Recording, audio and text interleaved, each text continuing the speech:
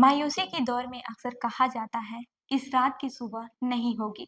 मुंबई में न्यूजीलैंड के खिलाफ लगातार तीसरे टेस्ट मैच में लंच के ठीक बाद मिली हार के बाद यह कहा जा सकता है कि भारतीय क्रिकेट में इस दोपहर के बाद शाम नहीं दिखती। और अगर वह शाम आती भी है तो अगले साल जनवरी से पहले भारतीय क्रिकेट में नए युग की सुबह नहीं नजर आ रही है। आखिरकार क्रिकेट में जिस भारतीय किले को अभेद और दुर्गम माना जाता था, उसे न्यूजीलैंड की टीम ने अपनी सबसे कामयाब बल्लेबाज और अनुभवी खिलाड़ी केन विलियमसन की गैर मौजूदगी में ही न सिर्फ तोड़ा, बल्कि घरेलू जमीन पर लगातार 18 सीरीज जीतने वाले उसके घमंडी आंकड़े को भी चकनाचूर कर दिया। जब आप ये सोचेंगे कि मुंबई में तो पुणे टेस्ट के हीरो मिचेल सैटनर भी नहीं थे, तो आपको एहसास होगा कि पिछले 25 सालों में टेस्ट क्रिकेट में भारतीय क्रिकेट का ये सबसे निराशाजनक दौर है। सन 1999 से 2000 में दक्षिण अफ्रीका के खिलाफ 2 मैचों की सीरीज में सचिन तेंदुलकर की टीम का शुबड़ा फार हो गया था और इस निराशा के बाद से मास्टर ब्लास्टर ने कप्तानी से हमेशा के लिए तौबा कर ली थी। ये वो दौर था जब भारतीय क्रिकेट मैच फिक्सिंग के साय से उबरने के लिए कोशिश कर रहा था। इसके बाद से सौरव गांगुली की कप्तानी में भारतीय क्रिकेट के नए युग की शुरुआत हुई।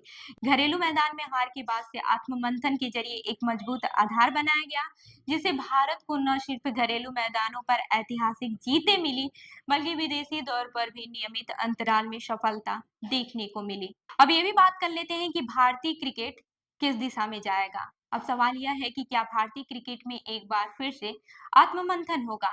क्या मुख्य चयनकर्ता अजीत अगकर और हेड कोच गौतम गंभीर अनुभवी खिलाड़ियों के योगदान और उनके भविष्य को लेकर संवेदनशील मुद्दों पर ईमानदारी से राय बना पाएंगे?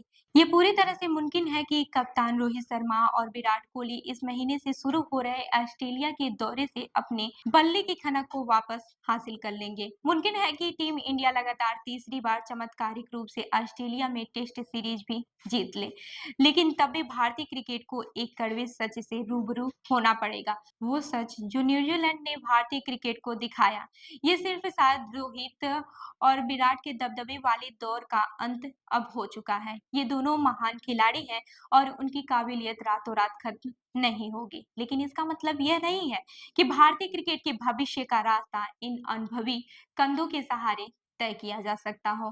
क्रिकेट के इतिहास पर अगर गौर करें तो ये अक्सर अपने सबसे प्यारे सपूत के साथ आखिरी वक्त में निर्ममता से ही पेश आता है। इस खेल ने अपने सर डॉन ब्रैडमैन को उनकी आखिरी पारी में नहीं बख्शा और शून्य पर विदाई दी। अगर वह सिर्फ 4 रन और बना लेते तो उनका औसत 100 रन होता। अब बात कर लेते हैं कि आखिरकार चूक किससे हो रही है। रविंद्र जडेजा ने भले ही मुंबई में दोनों पारियों में 5-5 विकेट लाकर आलोचकों को शांत कर दिया हो, लेकिन सिक्के का दूसरा पहलू यह भी है कि इस मैच से पहले पिछली 24 पारियों में जडेजा जडेजा ने सिर्फ एक बार 5 विकेट लिए थे। सिर्फ इस साधारण सीरीज के बाद से रविचंद्रन अश्विन की आलोचना करना शायद सही नहीं हो, क्योंकि वो बांग्लादेश के खिलाफ पिछली ही सीरीज में मैन ऑफ द सीरीज रहे थे। तो इसका मतलब क्या है कि यशस्वी जायसवाल की आलोचना करेंगे जिन्होंने इस साल टेस्ट क्रिकेट में भारत के लिए सबसे ज्यादा रन बनाए, या फिर मुंबई की 2 पारियों में नाकाम होने वाले युवा सरफराज खान की, जिसने सिर्फ एक मैच पहले बेंगलोर में 151 रनों पारी खेली थी, या फिर आलोचना शुभमन गिल की होगी जो लगातार बेहतर होते दिख रहे हैं, लेकिन जिस तरह की काबिलियत उनमें दिखती है अब भी उस अंदाज में रन नहीं बटोर रहे हैं। केएल राहुल जो अक्सर ऐसे मौके पर सोशल मीडिया में बलि का बकरा बनते हैं, वो पिछले 2 मैचों से प्लेइंग 11 का हिस्सा नहीं रहे। ऋषभ पंत और वाशिंगटन सुंदर पूरी मायूसी के बीच सिर्फ उम्मीद की किरण बनकर उभरे। इत्तेफाक की बात यह है कि इन दोनों ने ऑस्ट्रेलिया दौरे पर भारतीय क्रिकेट को बेहद नाजुक लम्हों से उबारते हुए मैच नहीं बल्कि सीरीज जिताई।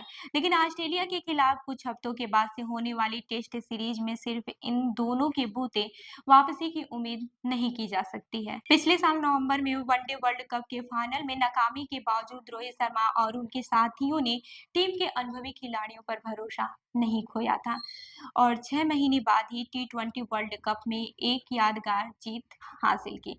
लेकिन न्यूजीलैंड के खिलाफ इस करारी हार के बाद से टेस्ट क्रिकेट में भारतीय क्रिकेट के पास 6 महीने का संयम नहीं होगा और न ही दिग्गजों के पास अगले 6 हफ्ते से ज़्यादा का वक़्त। अगर इन 6 हफ्तों के दौरान रोहित, विराट, अश्विन, जडेजा और बुमराह अपनी लय हासिल नहीं कर पाते हैं, तो 29 जून 2024 को बारबाडोस में जो हुआ, वो 7 जनवरी 2025 को सिडनी में भी मुमकिन है। ऐसा हुआ तो एक सपने वाली यादगार जीत के साथ ही मौजूदा पीढ़ी की चैंपियन चौकड़ी एक यादगार विदाई हो सकेगी। तो इस खबर पर क्या है आपकी राय हमें ज़रूर बताएँ। मैं हूँ रूबी आपके साथ और आप देख रहे हैं जनदर्पण न्यूज़। धन्यवाद।